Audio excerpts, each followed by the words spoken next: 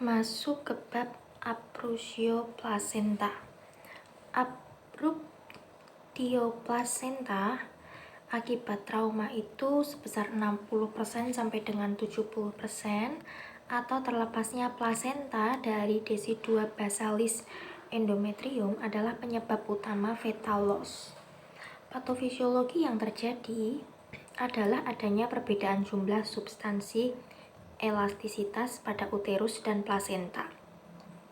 Mekanisme lain terjadinya abruptio plasenta akibat manipulasi operasi secara tidak langsung ataukah karena countershock trauma.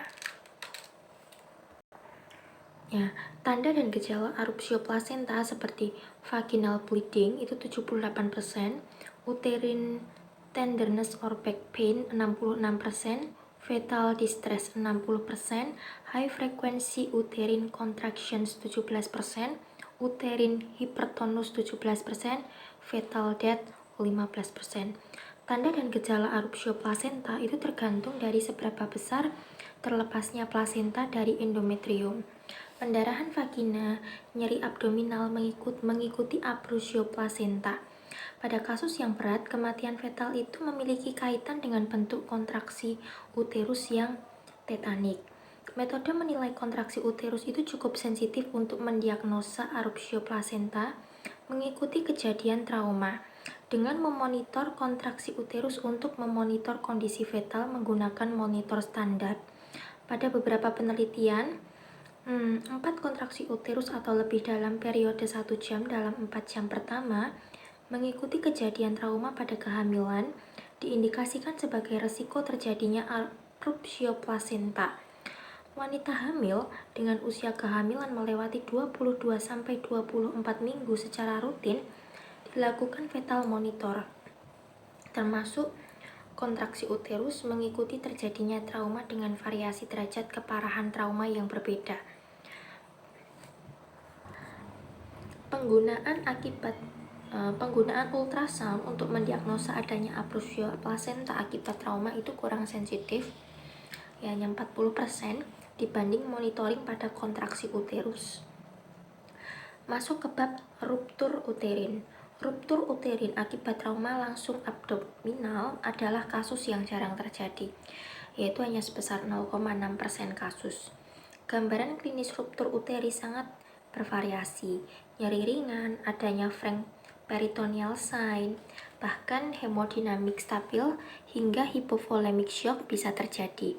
Dan jika ruptur uteri total akan teridentifikasi keberadaan fetal pada cavum peritoneal abdomen yang diikuti dengan fetal loss. Ruptur uteri pada wanita hamil sering terjadi pada trimester kedua, 3. Pada trimester pertama, pembesaran uterus terjadi belum maksimal serta posisi uterus itu masih terlindungi dan berada dalam cavum pelvis. Injuri yang terjadi bisa bersamaan dengan trauma pada viscera termasuk vesika urinaria atau traktus gastrointestinal bisa terjadi. Adanya ruptur uteri harus dipikirkan pada wanita hamil trimester 2 sampai dengan 3 yang mengalami trauma abdomen langsung. Adanya nyeri abdomen, tanda hipovolemia, distress fetal atau kematian fetal mengarah terjadinya ruptur uteri. Tetapi, hal ini juga terjadi pada abruptio plasenta. Hal yang lebih spesifik pada ruptur uteri bisa dilakukan dengan menggunakan sonografik, CT MRI atau abdominal X-ray, dan bukti keberadaan fetal di luar cavum uteri atau sulitnya untuk mempalpasi adanya fundus uteri. Riwayat adanya jaringan parut pada uterus itu akan meningkatkan resiko terjadinya ruptur uteri, meskipun kejadian ruptur uteri bisa terjadi tanpa atau dengan adanya riwayat operasi sebelumnya pada uterus. Lavage peritoneal positif itu bisa dipakai sebagai nilai penduga terjadinya ruptur uteri meskipun tetap untuk tidak menyingkirkan kemungkinan adanya penyebab lain dari pendarahan intraperitoneal.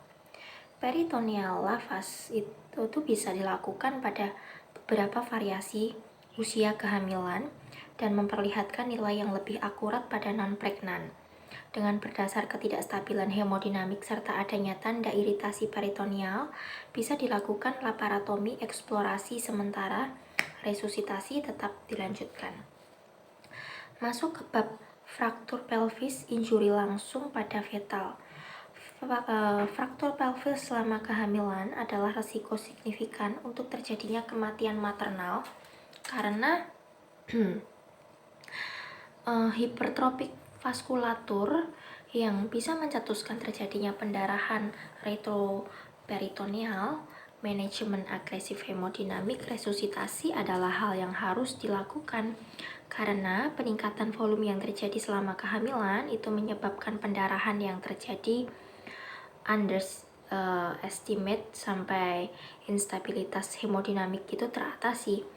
Pada beberapa kasus, tata laksana terhadap fraktur pelvis dilakukan bersamaan atau kemudian sesudah persalinan atau delayed or modified operation.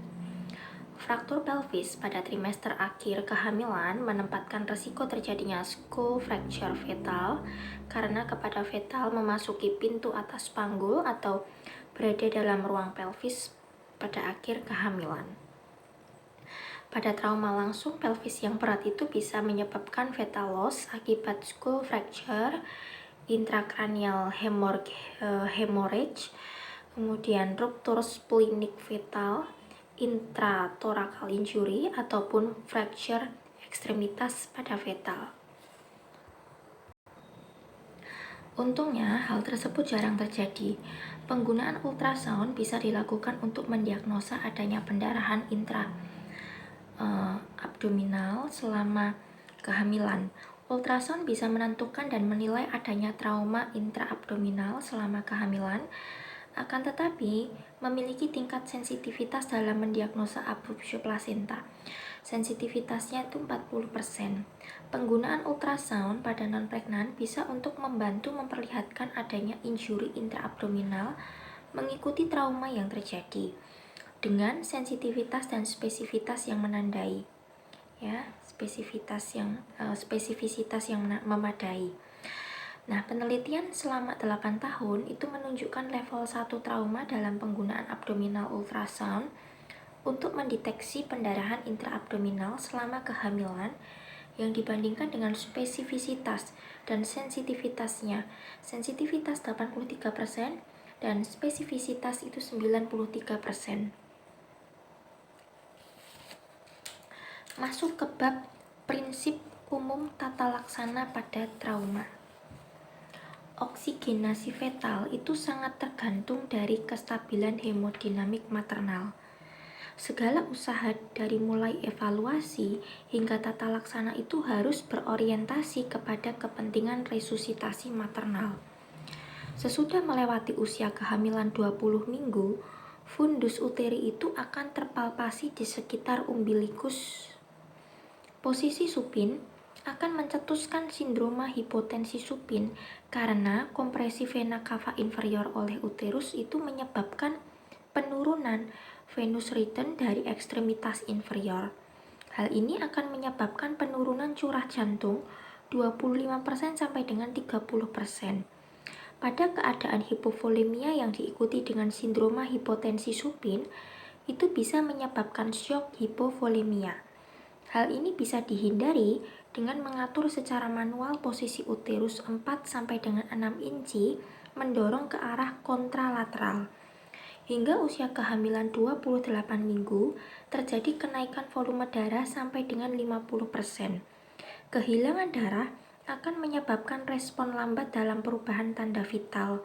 Perubahan tanda vital terjadi ketika pendarahan yang terjadi itu bersifat masif. Ini akan disikapi untuk pemenuhan kebutuhan akan darah terjadi secara tiba-tiba. Sesudah penilaian terhadap ventilasi serta resusitasi intravaskular adekuat untuk dilanjutkan penilaian external injury dari maternal yang dilanjutkan sesegera mungkin menilai kondisi fetal, terutama trauma pada daerah abdomen. Karena nyeri abdomen, nyeri saat bernafas itu memperlihatkan bukti adanya trauma pada organ intraabdomen atau laserasi liver atau lien, atau trauma uteri abruptio plasenta atau keduanya. Pendarahan per vagina diikuti dengan nyeri abdominal mengindikasikan adanya abruptio plasenta. Dalam usia kehamilan melewati 20 sampai dengan 24 minggu usia kehamilan, monitor fetal hendaknya dipergunakan untuk menilai kondisi kenyamanan fetal dan merupakan sensitif tes untuk abruptio plasenta. Dengan adanya kesiapan tim pembedahan dalam rangka terminasi, akan sangat membantu untuk penyelamatan fetal dan ibunya. Dilakukan pemeriksaan lengkap pada daerah dada, intratoraks, atau intraabdominal. Adakah fraktur ataukah ada pendarahan pada tempat-tempat tersebut yang dilakukan simultan dengan resusitasi. Untuk pemeriksaan spesifik, tetap dilakukan dalam menentukan adakah trauma uterus fetal. Pemeriksaan pada abdomen akibat peritoneal irritation yang menyebabkan ketegangan dinding abdomen karena otot dinding perut harus bisa dibedakan pada wanita hamil yang juga terdapat ketegangan dinding abdomen. Pada kehamilan viable, yaitu 22 sampai dengan 24 minggu usia kehamilan, monitoring terhadap fetal sesegera mungkin dilakukan sesudah kestabilan ibu tercapai. Karena kejadian abruptio plasenta bisa mengikuti trauma. Frekuensi kontraksi uterus 4 atau lebih dalam 1 jam. DC3, pendarahan per vagina, uterus iritabilitas atau nyeri merupakan dasar untuk dilakukan konsultasi ke SPOG. Monitoring DC3 atau fetal heart rate, uterus kontraksi dilakukan oleh tenaga yang terlatih dan dilakukan secara terus-menerus minimal 2 sampai dengan 4 jam untuk memastikan adanya abruptio plasenta sesudah trauma. Masuk ke bab trauma penetrasi. Luka penetrasi karena pisau atau luka tembak adalah keadaan yang jarang terjadi. Akan tetapi, ketika hal tersebut terjadi, kondisi fetal itu harus segera ditentukan meski kondisi maternal dalam keadaan stabil. Adanya trauma penetrasi pada dinding depan abdomen adalah hal yang sangat memiliki kaitan dengan trauma langsung ataupun kematian fetal karena uterus mendominasi rongga abdomen terutama pada usia kehamilan di atas 22 sampai dengan 24 minggu. Lebih lanjut, dinding depan abdomen, dinding uterus, cairan amnion tersebut menerima trauma langsung yang mengancam kehidupan fetal. Pada trauma penetrasi abdomen selama kehamilan di atas 22 sampai dengan 24 minggu, kematian fetal mencapai resiko 3 kalinya dibanding kematian maternal. Trauma penetrasi yang melalui superior ataupun lateral uteri itu berkaitan dengan tanda-tanda sesuai organ yang terkena. Sedang trauma penetrasi luka tembak yang melewati uterus memberi cedera organ posterior uterus, termasuk vena cava inferior, aorta abdominalis, serta sigmoid. Ya, masuk ke bab tata laksana pada trauma penetrasi. Ketika ibu hamil itu mengalami trauma abdomen penetrasi, ada 3 keputusan yang harus segera diambil. Yang pertama, apakah segera dilakukan laparotomi? Yang kedua, apakah segera dilakukan pengeluaran fetal segera? Dan yang ketiga, saat dilakukan pengeluaran fetal, rute mana yang akan dipilih? Keputusan dilakukan laparotomi atau tidak, itu tergantung dengan kestabilan hemodinamik atau ada tidaknya hemoperitoneum dan juga organ apa yang mengalami trauma. Kesepakatan harus dilakukan laparotomi pada setiap luka tembak penetrasi akibat peluru atau gunshot. Pada semua kasus karena kesulitan dalam memprediksi akibat luka tembak tersebut. Luka tusuk pisau menyebabkan cedera ekstrauterus yang umumnya memiliki prognose lebih baik dibanding luka tembak karena lebih sedikit menyebabkan trauma visceral. Akan tetapi, trauma tusuk pada daerah tengah bawah akan lebih banyak menyebabkan trauma pada vesika urinaria. Graph itu menunjukkan trauma pada non hamil kurang menyebabkan trauma pada peritoneum pada sepertiga kasus. Trauma ekstraperitoneal umumnya tidak membutuhkan eksplorasi lanjut kecuali trauma tersebut menyebabkan pendarahan masif akibat perlukaan pembuluh darah pada dinding abdomen. A. Inferior epigastric. Akan tetapi, pada kehamilan karena pembesaran uterus yang mengisi abdomen potens menyebabkan penetrasi peritoneal yang harus dilakukan beberapa tes ataupun dilakukan eksplorasi laparotomi dalam memastikan ada tidaknya penetrasi peritoneum.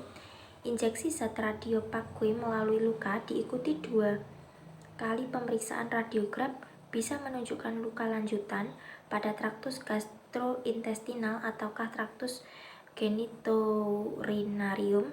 Ketika didapat luka lanjutan, diindikasikan untuk dilakukan laparotomi. Amniosintesis dilakukan untuk menunjukkan pada kavum amnion adanya darah atau bakteri. Akan tetapi, adanya bakteri atau darah pada cairan amnion itu tidak harus dilanjutkan dengan pengakhiran kehamilan. Lakukan observasi ketat serta keterlibatan SPOG dalam penentuan keputusannya. Trauma pembuluh darah uterus adalah bentuk yang tidak umum karena lokasi dari struktur pembuluh darah itu terletak di sebelah lateral posterior uterus, tetapi ketika terjadi akan menyebabkan cepatnya perubahan tanda-tanda vital. Adanya hemodinamik tidak stabil yang terjadi pada trauma abdominal mengindikasikan untuk segera dilakukan laparotomi. Nah, jika tanda vital stabil dilakukan lavase peritoneal untuk menegakkan diagnosa mengenai kepastian adanya hemoperitoneum yang bisa membantu diputuskannya dilakukan laparotomi atau tidak. Sedang keputusan untuk dilakukan pengeluaran fetal atau fetal deliver itu tergantung pada yang pertama, usia kehamilan pada saat trauma, yang kedua, penetrasi pada kavum amniotik, yang ketiga, bukti adanya injuri ataupun kematian fetal, dan yang keempat, fetal injury yang membutuhkan eksplorasi adanya tanda dan gejala yang mengancam nyawa akibat trauma tersebut. Keputusan ini dibuat bersama sesudah mendapat masukan dari dokter bedah dan dokter SPOG yang tetap mempertimbangkan untuk keselamatan ibu dan bayinya. Masuk ke bab trauma termal dan elektrik. Publikasi mengenai trauma elektrik dan luka bakar pada kehamilan itu tidaklah banyak. Matthews, luka bakar pada kehamilan dengan lebih dari 50% body surface area disarankan untuk segera dilakukan delivery karena tingginya insiden kematian ibu. Pada ibu hamil dengan luka bakar memiliki prognose yang lebih buruk dibanding ibu non-hamil. Luasnya luka bakar memiliki nilai prediktor yang cukup baik pada luka bakar dengan kehamilan. Umumnya, spontaneous labor itu akan terjadi pada beberapa hari sampai minggu sesudah terjadinya luka bakar. Tata laksana terhadap luka bakarnya sama dengan non-hamil. Beberapa anjuran tata laksana luka bakar pada kehamilan. Yang pertama, tata laksana cairan yang memadai. Yang kedua, oksigenasi, intubasi bila mana dibutuhkan ventilasi mekanik. Yang ketiga, tromboemboli propilaksis memiliki kaitan dengan tingginya insiden venous tromboemboli pada kasus ini. Dan yang keempat, early delivery, terutama pada usia kehamilan trimester ketiga dengan luka bakar luas. Trauma elektrik. Pierce dan kawan-kawan melakukan serangkaian penelitian pada kehamilan yang mendapatkan trauma elektrik. Tidak diketemukan adanya kematian ataupun gejala sisa pada maternal dalam jangka waktu lama dengan 6 populasi, serta tidak ditemukan fetal death. Gangguan pertumbuhan sedang oligohydramnion ditemukan pada 2 kasus. Nah, berdasarkan hal tersebut, disarankan penggunaan ultrasound untuk menilai pertumbuhan perkembangan serta volume cairan amniotik fetal pada kehamilan yang mengalami trauma elektrik. Masuk ke bab intoksikasi karbon monoksida. Keracunan karbon monoksida atau CO itu bisa menyebabkan kematian. CO segera larut dalam darah serta masuk sirkulasi plasenta menyebabkan hipoksia jaringan fetal secara cepat karena kenaikan 10 sampai dengan 15% lebih tinggi dibanding maternal. Keracunan CO akut menyebabkan kerusakan neurologi permanen sampai fetal death. Keracunan kronik perokok itu bisa menyebabkan hambatan pertumbuhan. Pengobatan pada keracunan akut dengan oksigen hiperbarik dengan meningkatkan oksigen yang terlarut di plasma serta meningkatkan disosiasi CO dari hemoglobin. Sedang pada wanita hamil diawali dengan menghilangkan dengan sumber CO serta dilanjutkan dengan pemberian 100% oksigen serta rekomendasi untuk diberikan oksigen hiperbarik 2 jam pada 2 atmosfer. Hal ini memberikan manfaat dan aman pada kehamilan dengan keracunan CO. Penggunaan oksigen hiperbarik yang lama itu akan bersifat teratogenik, ya, serta menimbulkan abortus pada kehamilan trimester pertama. Akan tetapi mengingat hipoksia yang lebih berbahaya pada fetal, oksigen hiperbarik menjadi pilihan pada ibu hamil yang mengalami keracunan CO. Dari penjelasan tersebut bisa ditarik beberapa kesimpulan. Yang pertama, adanya bukti trauma pada wanita usia produktif harus diikuti dengan tes kehamilan karena 8% wanita hamil tidak terdiagnosa pada usia produktif. Yang kedua, wanita hamil dengan usia kehamilan di atas 20 minggu untuk diposisikan pada lateral dekubitus, posisi untuk menghindari terjadi hipotensi supin.